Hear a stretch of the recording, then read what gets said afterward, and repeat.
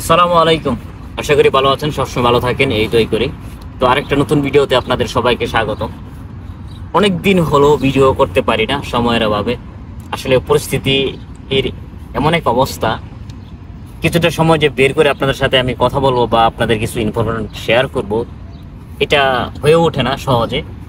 কারণ আপনারা যারা দেশ থেকে বা মিডল ইস্ট থেকে বা যেখান থেকেই দেখছেন, মানে বোঝা যায় যে এখানে অনেক সময় বা ঘোরার মতো অনেক আছে, চান্স আছে। আসলে বিষয়টা এমন না, অনেক খুবই ডিফিকাল্ট একটা বিষয় এখানে। যে আমি আজকে যে বিষয়টা নিয়ে কথা বলবো সেটা হচ্ছে যে ধরেন ইউরোপের যে সার্বিক দিক, আসলে যে যেখানে থাকেন, প্রবাসে যারা থাকেন বিশেষ করে তাদের জন্য। আসলে দেখেন, আমরা যারা প্রবাসী, যারা যারা প্রবাসে আছি, এটা মিডল ইস্ট হোক, এটা হোক সাউথ কোরিয়া বলেন, এশিয়া বলেন, এশিয়ার যে ডেভেলপ কান্ট্রি ওখানে, তো ওগুলা হোক, আর আমরা ইউরোপে থাকি, ইউরোপের হোক, কিন্তু পরিশেষে আসলে আমরা যারা প্রবাসী, আমরা কেউ সুখী নই। আমরা কেউ সুখী নেই আসলে। আমাদের যে কি নেশা বা আমরা কেন আমরা কিসের পিছনে ছুটছি, আমরা আমরা নিজেরাও জানি না। যারা আমরা ইউরোপে আছি তারা আমরা চাচ্ছি যে আসলে ইউরোপে কেন আসলাম, এটা ভুল করছি, বা আমাদের যদি দেশে থাকতাম, যদি আমরা, তাহলে দেশে আমরা অনেক ভালো থাকতাম। আবার যারা মিডল ইস্টে যারা আছি, সৌদি আরব বলেন, আবার কাতার, কুয়েত, হোয়াট এভার যেখানে বলেন, আবার যারা জাপান টাপান যেখানে আছেন, ওরা বলতেছে নিশ্চয়ই যদি ইউরোপ যাইতাম তাহলে আমার লাইফটা মনে হয় সাকসেস, বা আমার লাইফটা মনে হয় অনেক ভালো হতো।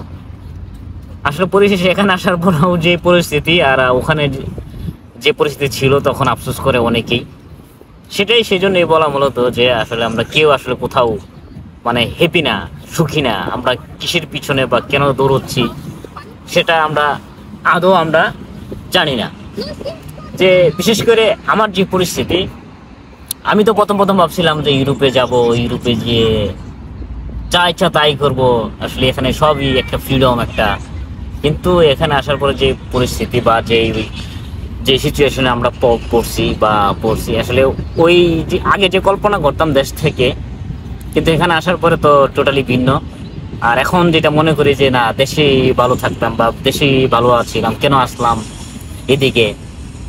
আর অনেকেই তো বা চিন্তা ভাবনা করে যে ইউরোপে যাওয়ার পরে আসলে না জানি কি হ্যানতে না।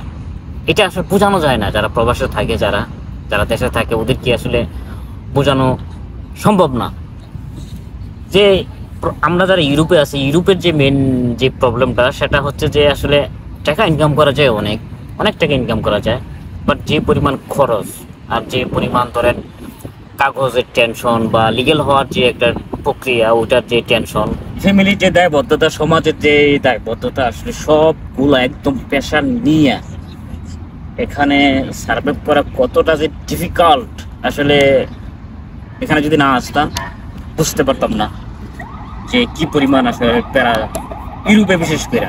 আর যারা মিডল ইস্টে আছে ওইটা জানি না কি অবস্থা। ওখানে তো পার্টিকুলারলি তো সহজেই পেপার রিনিউ করা যায় বা পেপার থাকে, পেপার ছাড়া লোক নাই বললেই চলে এসব। কিন্তু ইউরোপে তো ম্যাক্সিমাম আমরা যারা প্রবাসী আছি, বাংলাদেশে আছে, ওদের ম্যাক্সিমামই ধরেন আমাদের পেপার নাই। সেক্ষেত্রে আমাদের যেই মানসিক যেই প্রেশার বা মানসিক যেই টেনশন, এটা প্রচুর হিউজ পরিমাণের টেনশন। আর এত সুন্দর ইউরোপ, পরিপাটি ইউরোপ, প্রথমে এই যে দেশ থেকে মায়ে পড়ে গেছিলাম যে না, যেভাবে হোক যাইতে হবে, ওখানে যাইলেই সাকসেস, যাইলেই সাকসেস। কিন্তু এখানে আসার পরে বাইরে ভাই, সাকসেস তো দূরের কথা, আমাদের যে প্রত্যেকটা বাঙালি যে কমিউনিটি, আমাদের যে বাঙালি কমিউনিটি বিশেষ করে, ওরা এত পরিমাণ সেলফিশ বা স্বার্থপর তারা, যা বলা বাহুল্যে। কারণটা কি, মানে আমি নিজে এই দেশে থেকে মনে করতাম যে যারা বাংলাদেশি যারা আছে, ওরা মনে হয় পৃথিবীর সবচেয়ে, মানে বাংলাদেশের সবচেয়ে লাকি পার্সন, তারা ওখানে আছে। ওখানে যাইলে মনে হয় অনেক ধরনের হেল্প বা অনেক ধরনের ফেসিলিটি পাওয়া যাইব। কিন্তু বিষয়টা এখানে আসার পরে টোটালি ডিফারেন্ট। বিষয়টা আমি বসে কথা বলি, টোটালি ডিফারেন্ট। এখানে আসলে একজন আরেকজনের যে হেল্প করবে, যে একটু সহযোগিতা বা একটু হাতটা বাড়াই দিব বাঙালি ভাইয়ের প্রতি, এটা টোটালি একটা ভিন্ন একটা প্রেক্ষাপট এখানে। তো আমি পরিশেষে বলবো যে আসলে যারা আমি বারে বারে প্রত্যেকটা ভিডিওতে বলি, যারা এসব নিতে পারবেন না বা সার্ভাইভ করতে পারবেন না, তারা এখন আসবেন না।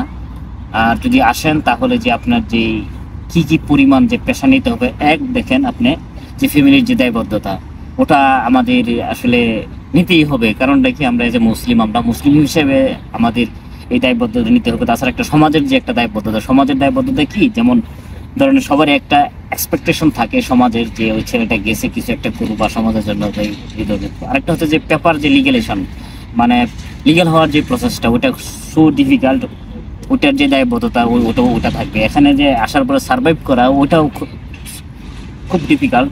ওইটার যে এইটা মেন্টালিটি, ওইটা থাকতো। সব কিছু মিলাইয়া যদি পারেন আস্তে আস্তে আগান। আর এখন যে অবস্থা থার্ড কান্ট্রি দিয়ে, যেমন লিবিয়া হয়ে বা বিভিন্ন কান্ট্রি হয়ে বা থার্ড কান্ট্রি হয়ে আপনারা না আসার চেষ্টা করবেন। কারণ এত কষ্ট করে আসার পরে যদি এখানে যদি চিন্তা ভাবনা করে থাকেন যদি চাইলেই সফলতা, কিন্তু এখানে আসার পরে যখন দেখবেন যে প্রোডাক্ট ভিন্ন প্রেক্ষাপট, তখন একটা মানুষ আসলে স্ট্রোক করে মারা যায় বা ফ্রাস্ট্রেশনে মারা যায়। এই ধরনের সিচুয়েশন না ক্রিয়েট হোক, আমি আগে থেকে সাজেশন করি আপনাদের। সবাই ভালো থাকবেন, সুস্থ থাকবেন। দেখা হচ্ছে নেক্সট ভিডিওতে। আল্লাহ হাফেজ।